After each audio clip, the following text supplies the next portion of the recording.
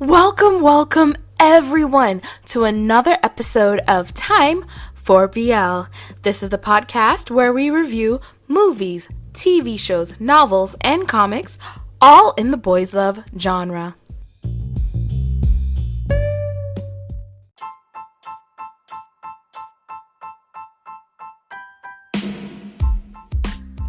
So I'm trying my best as I do these reviews to give as little spoilers as possible because I want you guys to be able to watch it and enjoy it.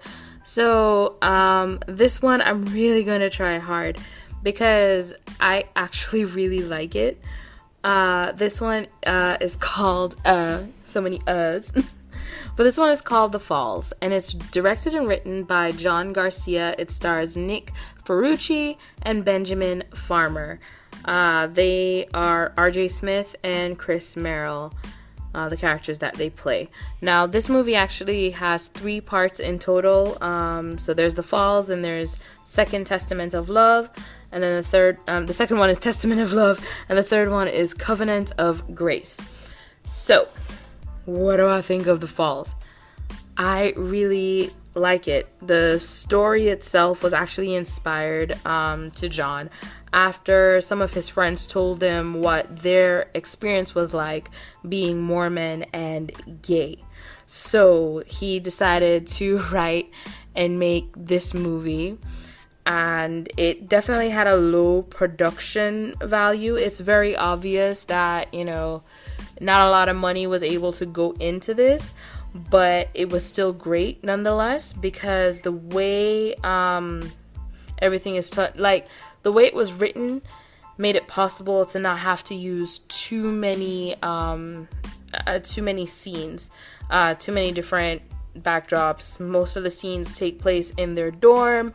Some of them take place at Rodney's house. And then you have quick ones here and there in different places, like the scene in the church itself, the scene in the diner that they ate at, and then there's like scenes in the bus and stuff like that with them traveling around.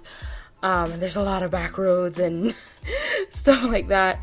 Now, it was distributed through Breaking Glass, which actually went on to distribute the other 2 movies as well. And you can also see in the other 2 movies the quality go up a little bit more because there's a little bit more money in it, because The Falls does have some money to it at that point. And also keep in mind as well, this is a 2012 film. I mean, not that old, but just think of it in 2012. Think of it as, it's 2012. Keep in that mindset. Now, the story follows these 2 elders. So Elder Smith and Elder Merrill, they become partners on their journey that every Mormon has to take, I guess, where they go out and they preach to people. I wasn't paying attention for some of those parts, I'm not gonna lie. Anyway, they both go and they're going around meeting with different people, introducing them to the Book of Mormon and giving them chapters to read. They end up meeting a gentleman named Rodney, who is a veteran and is going through some personal stuff. He has PTSD. So they end up just like sitting with him, talking with him, and going back and visiting him multiple times. They learn about his brother Mark, and there's a whole thing there, and I believe it's definitely handled very well when it comes to Rodney, with them kind of understanding that they're just there for him. They're just there to they were just there in themselves to help him, just to be with him and help him with what he was going through. Now, during all this of them, having to take this pilgrimage, I don't know what it's called, with preaching to people as elders, their feelings for each other are slowly growing, until eventually they decide to do something about it. And it was the way, actually, I really like the way we see them finally admitting their feelings to each other, it's sex. But it's just like the whole idea of it where they're both like, do I want it? Does he want this? Is he into it? Is he into it? Like, you know, back and forth in their own heads. And then afterwards, they kneel and they pray about it. I said I wasn't going to put too much spoilers. But yeah, afterwards, them kneeling and praying about it. So you can see that there's still like this conflict within them of, is it right? Is it wrong? Is it right? Is it wrong? You know, like that's just coming up more. That you see that more and more, especially when you go through all three movies. There's things I didn't like about it. Like there's a fight scene between the two actors. It's not a fight. It's kind of a fight. It's a fight. But the whole thing is like, I felt like that was kind of forced. When you watch it, it just feels like the writer was like running out of time. Like, I need to hurry up and get to the conclusion, so they fight. Like that's what it felt like. So the fight scene felt pretty forced, or maybe it was the actors not able to do the fight scene very well. I don't know. The actors themselves, they weren't bad, but like the whole time I'm thinking, how old are they supposed to be? Because if they're supposed to be like in their early 20s, they both have receding hairlines. So do they suffer from male pattern baldness? Like, I was just going, how old are they though? How old are they? I need to know. But I still actually really liked their chemistry together, especially as we go into the second and the third movie and we see them more and more and how that relationship grows with them. I really love the growth in the third film. I like the growth in the third film more than I do the second film. I'm going to jump into that in a sec.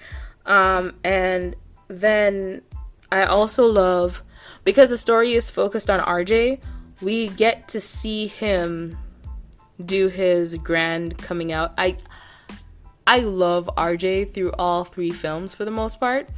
So seeing him do his grand coming out and like basically letting his family know, like, look, this is me, and even talking to like the head of his church and let him know, look, yeah, do whatever you want, because if you're gonna excommunicate me because I'm gay. That's it. So I really actually enjoyed that whole thing with RJ, to see how his confidence is growing throughout the first film. And I also love the ending, because the way it ended, it really, because I didn't know the second and third movie existed. So when I thought The Falls was it. So when I saw that, I was like, wow, that's a beautiful ending, and he's going off and they're going to be happy forever. And I was like, there's a second one? What do you mean there's a second one? Do they get married and like, what happens? And then I watched the second one. We'll get to that. Now there is a story that RJ's father tells him at the end of the first movie that had me, like, when I saw that, going, is he telling his story? Is this about him? And then I felt like it came back in the third movie. Yes, I felt like it came back in the third movie when RJ and his dad were kind of talking about something, and RJ asked his dad, do you want to talk about it? And his dad's just like, no. I felt like that was kind of like a signal that the story that RJ's father told in the first movie was about himself. And it's very interesting. It's a very interesting idea, the whole story that he tells, because for a while, it was in the news and everything about, I don't want to give it away. I think the story, like, the story kind of reflected something that was in the news for a while, that was going on in the Mormon community. But hearing RJ's father say, you know, the ending of the story, that the ending of the story is a happy ending, and telling RJ, you know, to think about that happy ending and think about what, you know, for him could be his happy ending. I feel like RJ's dad really was genuinely happy with his life and the way it turned out. I don't, I like, in the third movie, it made me wonder, did he have regrets? But the way he talked about it in the first movie, I really did feel like, look, he's happy with his life. He's happy with the way everything turned out, because for him, it turned out great in the end. So that's that on that. I'm not going to go back into that because I don't want to. I think if you haven't seen the film, like, to watch the film and hear that story, like you just have to experience it yourself. Okay. Now in Testament of Love, the second film. Ooh. Okay. So in Testament of Love, we learn what happened to RJ and Chris and how they lost contact. And then we also hear what happens to Rodney. And because of what happened to Rodney, they were able to have a reunion and talk again. And we get to see where they are now in their lives. They're pretty much satisfied with their lives. They've both, like, grown content with the partners they have.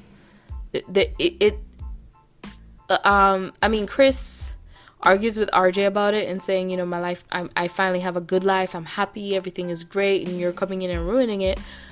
But it did make me wonder, was he really happy, or was he just content and able to, like, you know, just go through life just being content? Like, he was happy to go through life being content. There were some twists and turns in that one too, definitely. And I actually, not the ending part, but when Chris sat down with his family in the end, Chris and, forget it, I'm just gonna, here it is. Chris and his wife sit down with the family to let them know, look, this is what's going on, this is who I am, this is, you know, went through that conversation with the family. I actually really like that part on Chris's part of that, because it was fun, because he got to do what RJ already got to experience. RJ already got to just tell his family, look, this is who I am, and they all were able to do whatever mourning, grieving for what life they expected him to have and get it over with and move on. And we see how his parents have this acceptance for him now, that even if they're not 100% there, they're like, you know, this is our son and we love him. So RJ got to experience that, and now we finally see Chris kind of going through that and coming to get to experience that as well. And then Covenant of Grace is the aftermath of that, because now we're seeing that Chris and RJ, even though they've gone through all of this, it's still a will they won't they for them. They're still kind of living separate lives and trying to figure out where they are. Chris, the church is a really big part of his life. He doesn't want to let that go, and he feels like to a relationship with RJ is letting go of his religion. And and RJ's kind of moved on from his religion and is in his own space. And now it's Covenant of Grace is the two of them basically trying to find a way to take their religion and take their sexuality and put that together and make it work and still be happy and still feel like your life has been fulfilled and all of this stuff. And that actually made me really love this, even though it's focusing on the Mormon church and it's more them trying to work with being Mormon and being gay. I feel like there are people out there who do have to go through, I'm this religion and I'm gay. How do I put that together? How do I make that work? How do I say, you know, this is, you know, who I am, and not feel like I'm contradicting myself in any way? And they make, I like the way they did this. For me and my husband, we are churchgoers, even though we're not both Christian. I'm just gonna say I'm not a Christian. I'm spiritual. I'm not religious. But my husband is very Christian. Not very, but he's Christian. But he doesn't look down on others.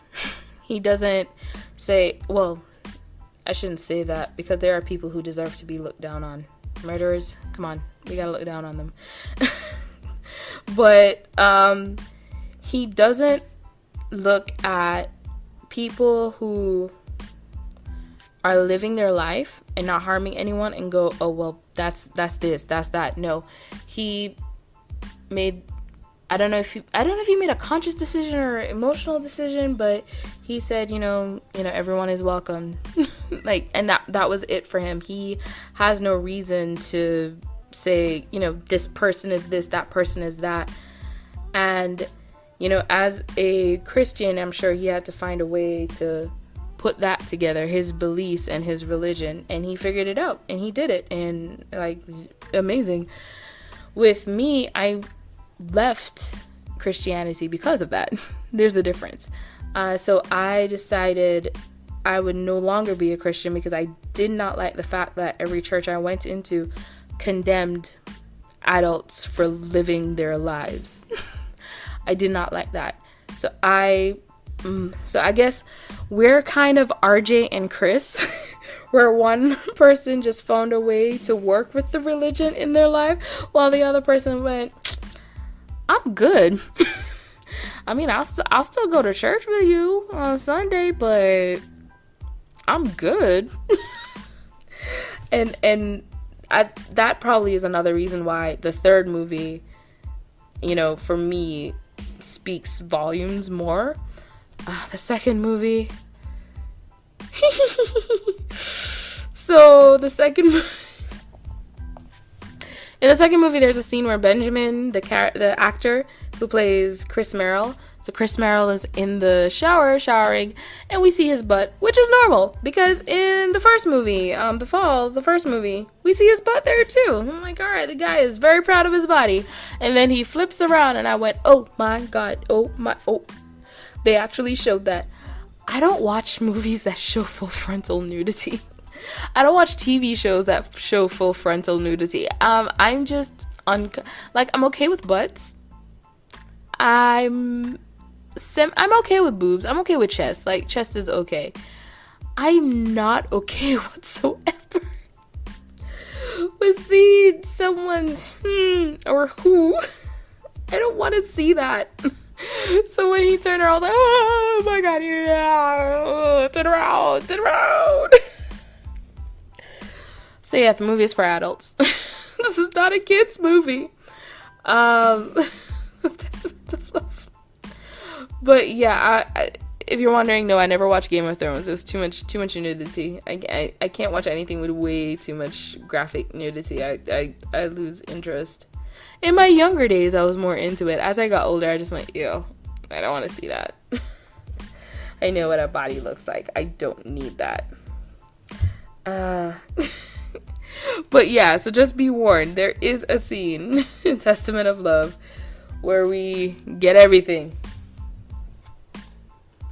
We see it all. It's there. It's just there to look at.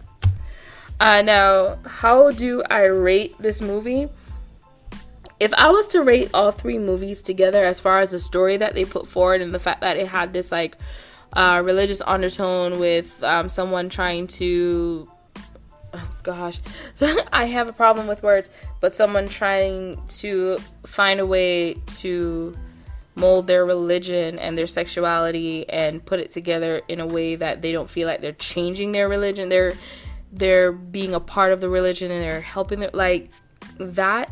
Focusing on just that whole storyline, it's a straight 9 out of 10 for me. I really enjoy all these three films with the story they tell of RJ and Chris, because we get to see also their growth, because there's a lot of growing. I really, really love in the third movie where RJ and Chris sit down with both of their fathers to have a meal, and Chris's father mentions them being in a relationship, and RJ and Chris go, actually, we're not in a relationship. And the confusion of, what do you mean you're not in a relationship? And they basically just admit that they love each other. They're just not there for a relationship yet, because they both understood that there's things that they need to work through before they can get to that relationship. I actually really love that. I also love Chris and his wife, because in Testament of Love, you really feel for her because you see how amazing of a woman she is. and how, you know, she's basically the definition of a loving wife, a doting wife, and a doting mother. Like, you really see that with her. And when everything goes, and, you know, she's hurt, and it's obvious she's hurt, but at the same time, you know, she's still so supportive of Chris. And in the end, when we see, well, in the third movie, where we see that they, you know, have found a way to co-parent and it works for them, they really care for each other. Even though, you know, they had to admit that this relationship, as far as being married, wasn't going to stay, but it was beautiful for me. Not what he did to her. Like, what he did to her, I was just like, dude, seriously, this poor woman. But I was happy to see the way she moved forward from that. She didn't let it hold her down, you know, like, because at the end of the day, they still had a child to raise. They still, you know, they still found their way to support each other. She was amazing. I have to give it to John Garcia for how she was written, because in a lot of cases like this, in a lot of shows and stuff, we see the bitter woman, the one who decides to get back at the man or stuff like that, which in a lot of those cases, I'm like, well, he deserved that because he shouldn't have cheated. But in this case, they showed, like, you know, she's upset. She's obviously upset, and she doesn't hide the fact that she's upset. But at the same time, she understands that no matter, we see eventually, like, she understands that no matter how much she wants this relationship to work, no matter how much she cares about him and wants this relationship to work, it's not going to work. She knows she's not the one, and she doesn't hold that against him, which is something I loved seeing. The fact that she never held it against him or made him feel like, well, if you're going to do this, you're never going to, you know, like, it's obvious that they found a way for them to keep going as parents for their daughter. And in the third movie, even though we don't really see her, but that was beautiful for me to see. That was very beautiful. Yeah. We also see that RJ, he just has an aversion to religion. He definitely just has an aversion to religion, and he's going through that. There's just so much about The Falls and the way, like, all three movies go through, that I just feel like it was done well enough that we really got the stories of the characters. Even in the first one, we understood where each character was coming from. Second one, same thing. Third one, same thing. We got to know them. And I loved that Covenant of Grace had that similar ending with The Falls. And that ending was perfect for me. Because you have to watch it. Just watch it. I'm telling you, just watch it all the way through. Because I love the ending, because it's like this ending that's like, oh yeah, and here we go, another ending of hope. And I thought it was beautiful. I really did think it was very beautifully done. So yeah, I definitely want to see more from John Garcia. I like, it's amazing. Did I even look up John Garcia to see what he's doing now? I should probably do that. Like, I'm just here talking about this movie, and what if he has more out there? Maybe not like this. Yes. So, John Garcia, what are you up to?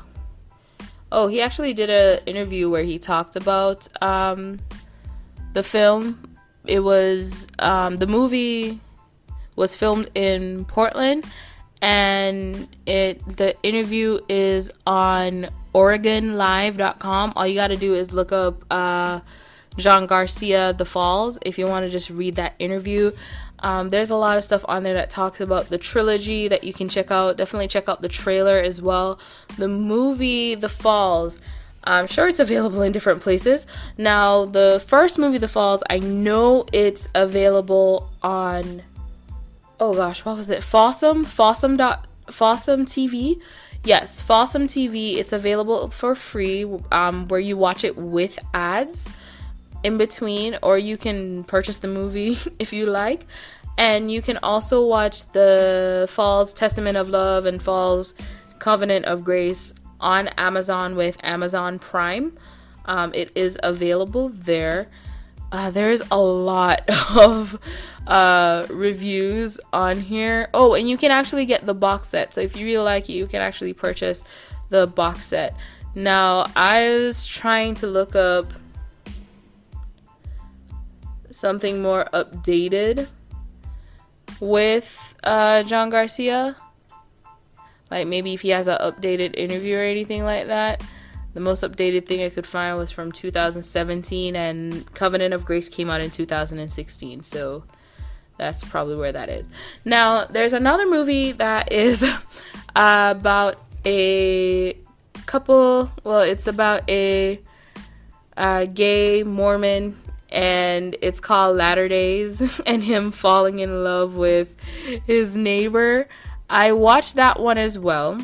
I did. Aaron Davis. And one of the reasons I love it, I love that movie mainly because of, oh gosh, what's his name again? I'm killing myself because I'm looking at a picture of him and I can't remember the actor's name. Give me a second. I will tell you the name of the actor. And, alright, so I'm about to tell you the name of the actor, and you can all, like, hate me for forgetting his name. Joseph Gordon-Levitt. Joseph Gordon-Levitt is in this film as well. It definitely has a higher quality than The Falls, and this one actually came out in 2003. So it came out about 10 years earlier than The Falls. But honestly, if I'm being completely honest, I actually prefer The Falls to Latter Days because maybe it's because The Falls was able to do the 3 movies that give you the full story of RJ and Chris. The Falls gave you 3 movies that give you the full story of RJ and Chris, and we see their growth and we see them, you know, in a mature way coming together to have the relationship that they have. In Latter Days, it's very 2003. There is a rush for them to get together. They have their happy ending. Oh gosh. And Latter Days isn't bad. No, I will say Latter Days isn't bad. I definitely don't hate it. Oh, and if you're a fan of Always Sunny in Philadelphia, Rob McElhenney is in it. If you ask me who Rob McElhenney plays in It's Always Sunny in Philadelphia, here's the truth. I don't watch It's Always Sunny in Philadelphia. I had to just look this up real quick. He plays Mac, and I remember Mac because I remember Mac, oh gosh, my husband is the one who showed it to me. Mac did like this dance where he came out to his father through interpretive dance or something like that. Because he was like, hey, you like gay storylines? Here's Mac. I was just like, this is stupid. And I walked away. I don't watch It's Always Sunny in Philadelphia. I know he really loves it, and there's a lot of stuff that comes up in It's Always Sunny in Philadelphia that he's like, hey, you need to see this, and they do entertain me, but I'm still just like, whatever.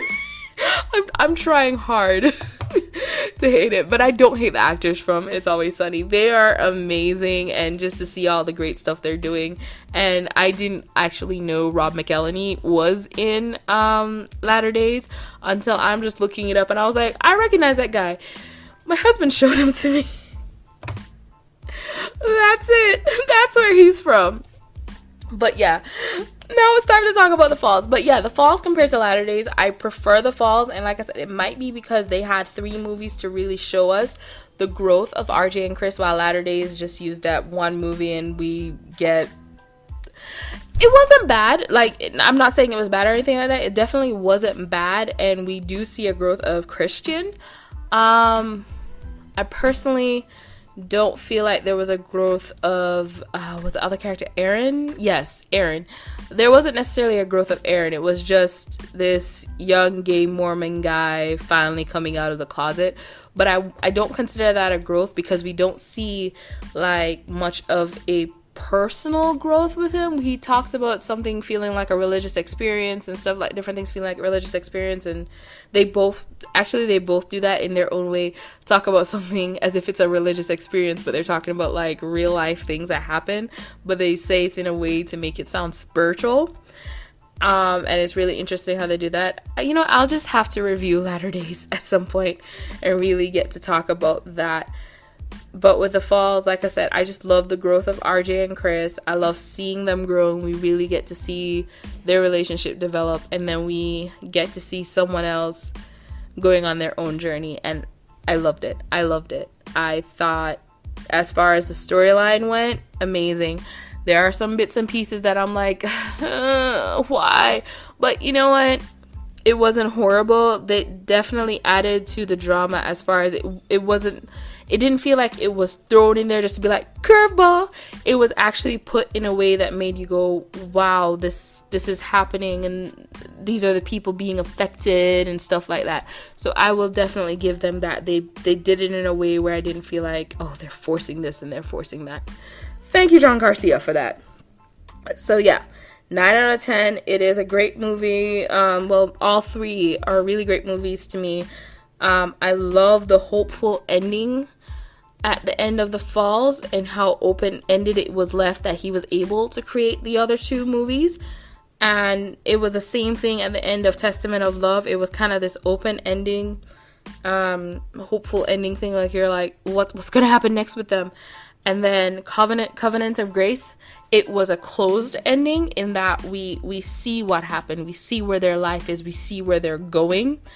And it was a hopeful ending again, where we see, all right, the next journey. I loved it. And I loved it.